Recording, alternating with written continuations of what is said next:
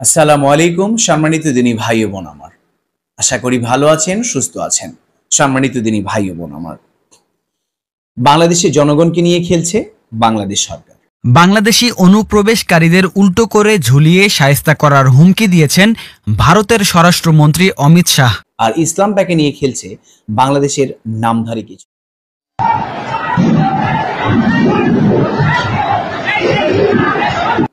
এই দুটো বিষয় যদি আপনাকে একটু এক্সপ্লেন করে বুঝিয়ে দিই, যেমন বাংলাদেশ প্রসঙ্গে কথা বলতে গিয়ে শায়েখ আব্দুল্লাহ বিন আব্দুর রাজ্জাক তিনি তার একটি ফেসবুক পেজে লিখেছেন, ভারতে ৩,০০০ টন ইলিশ পাঠিয়ে গোলামির প্রতিযোগিতায় বাংলাদেশ সরকার এক ধাপ এগিয়ে।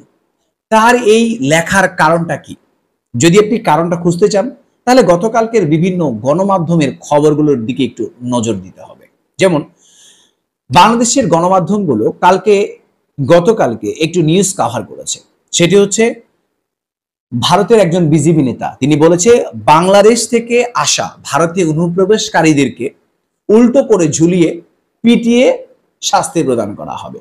অর্থাৎ আমরা যখন ভারতে অনুপ্রবেশ করব, অতঃপর ভারতের সরকার আমাদেরকে উল্টো করে ঝোলাবে, এরপরে পিটাবে, শাস্তি প্রদান করবে। এই উপহার স্বরূপ তারা যে আমাদেরকে শাস্তি দিবে, এই শাস্তির উপহার স্বরূপ বাংলাদেশ থেকে হাজার হাজার টন ইলিশ পাঠানো হবে ভারতে। কি বুঝতে পারলেন? বাংলাদেশ সরকার আসলে আমাদেরকে দিয়ে যে খেলছে, এটা হচ্ছে বড় প্রমাণ। আর শাইখ আব্দুল্লাহ বিন আব্দুর রাজ্জাক এমনি এমনি কথা বলেনি যে গোলামির আরো একদম এগিয়ে এই দেশের সরকার। কি বুঝতে পারলেন? সম্মানিত দিনী ভাই বোন আমার, ভুলে গেলে চলবে না, 2019 সালে বুয়েটের একজন স্টুডেন্ট, নিশ্চয়ই আপনার নামটা মনে আছে, আবরার ফাহাদ। তিনি 2019 সালে একটু ফেসবুকে একটি পোস্ট শেয়ার করেছিলেন, সেটা হচ্ছে কে বলেছে হিন্দুস্তান আমাদেরকে কোনো প্রতিদান দেয় না, আমরা 500 টন ইলিশ উপহার দিয়েছি আর তারা আমাদেরকে উপহার স্বরূপ ফারাক্কা খুলে দিয়েছে। এখন আমরা মনের সুখে পানি খাবো আর ইলিশ পালবো। আগামী বছর একেবারে 1001 টন ইলিশ পাঠাবো। এই কথা বলার কারণে বেচারার জীবন চলে গিয়েছিল। সম্মানিত দিনী ভাই বোন, সত্যি বিষয়টা এমন। 1001 টন নয় রে ভাই, 3000 টন ইলিশ পাঠিয়েছে। আগামী বছর 3 লক্ষ টন ইলিশ পাঠানো হবে, কোনো সমস্যা নেই। আর তারা খুশি হয়ে আমাদেরকে ফারাক্কা খুলে দিবে, আমরা মনের সুখে পানি খাবো আর ইলিশ পাবো। ধিক্কার, ধিক্কার।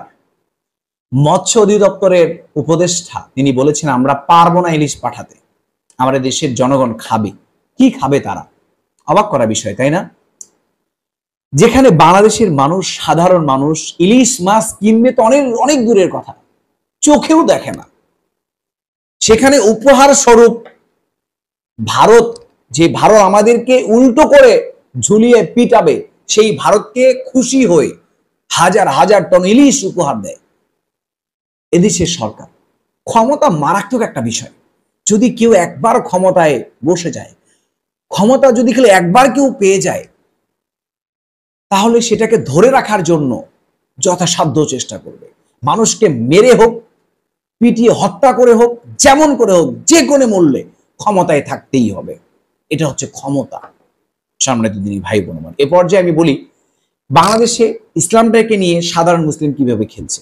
এই ব্যাপারেও কিন্তু শাইখ আব্দুল্লাহ বিন আব্দুর রাজ্জাক তিনি বলেছে, যেই মসজিদে ক্রয় বিক্রয় নিষিদ্ধ, যেই মসজিদে হারানো বিজ্ঞপ্তি দেওয়া নিষিদ্ধ, যেই মসজিদে বসতে গেলে আপনাকে 2 রাকাত সালাত আদায় করে বসতে হয়, সেই মসজিদের আদব রক্ষা করতে গিয়ে যে সমস্ত আলেমরা ন্যায় পরায়ণতা রক্ষা করতে পারে না, তারা আর সবকিছু করতে পারলেও তারা কিন্তু খেলাফত প্রতিষ্ঠা করতে পারবে না।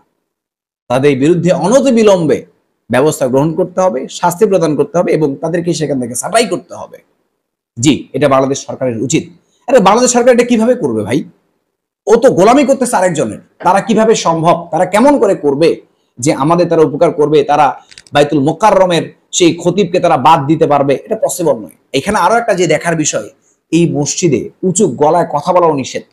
সেখানে কেমন করে কাদা ছোড়াছুরি হচ্ছে, কেমন করে একে অপরকে তারা জুতা দিয়ে, ইট পাটকেল দিয়ে, আহা, এটা সত্যি হৃদয় বিদারক একটি ঘটনা।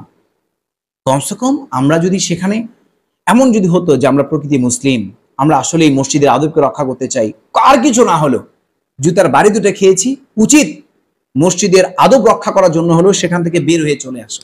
খেয়েছি দুটা বাড়ি, খেয়েছি তো, কিন্তু আমি আল্লাহকে খুশি করার জন্য, মসজিদের আদবকে রক্ষা করার জন্য আমি মসজিদ থেকে বের হয়ে এসেছি। তিনি আমাকে জুতা ছুঁড়েছেন, আমিও তাকে জুতা ছুঁড়েছি। কোথায় জুতা ছুটছি সেটা দেখার বিষয়ে দাঁড়ায়নি। তো আমরা যদি নামধারী মুসলিম না হই, তাহলে নামধারী মুসলিম কারা? সম্মানিত দিনী ভাই বোন আমার, দেশের সমসাময়িক এই বিষয়গুলো নিয়ে যদি আপনি কথা না বলেন, যদি আপনি কথা না বলেন, আমি কথা না বলি, তাহলে কে কথা বলবে? অবশ্যই এই বিষয়গুলো নিয়ে কথা বলা দরকার এবং বাংলাদেশ সরকারকে এইভাবে লজ্জা দেওয়া দরকার। যদি তার লজ্জা থাকে তাহলে অতি দ্রুত এই সম্পর্কে প্রয়োজনীয় ব্যবস্থা গ্রহণ করবে। আর যদি ক্ষমতায় থাকার লোক তাকে যদি চেপে বসে, তাহলে তাকে মনে করে দিতে চাই, ইনশাআল্লাহ স্বৈরাচারী শাসক যেভাবে এদেশ থেকে পতন হয়েছে, ইনশাআল্লাহ আপনারও পতন অতি দ্রুত হবে। সম্মানিত দিনী ভাই বোন, এ পর্যায়ে আর কথা না বাড়িয়ে আল্লাহ মহান রব্বুল আলমিনের কাছে প্রার্থনা করছি, হে মহান রব্বুল আলমিন, আমাদের এই দেশকে তুমি রক্ষা করো, শান্তি শৃঙ্খলা দিয়ে এদেশকে তুমি ভরিয়ে দাও। পাশাপাশি এদেশের নামধারী যে সমস্ত মুসলিমগুলো রয়েছে, যে সমস্ত মুসলিম দ্বারা ইসলামের ক্ষতি হচ্ছে, সেই সমস্ত নামধারী মুসলিমদের দেখে আমাদের তুমি হেফাজত করো। এই আশা এই কেমনে আজকের ভিডিওটা আমরা এখানেই শেষ করছি।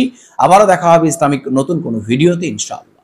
ততক্ষণ পর্যন্ত মহান রব আমাদের প্রত্যেককেই ভালো রাখুন, সুস্থ রাখুন। আসসালামু আলাইকুম ওয়া রাহমাতুল্লাহি ওয়া বারাকাতুহু।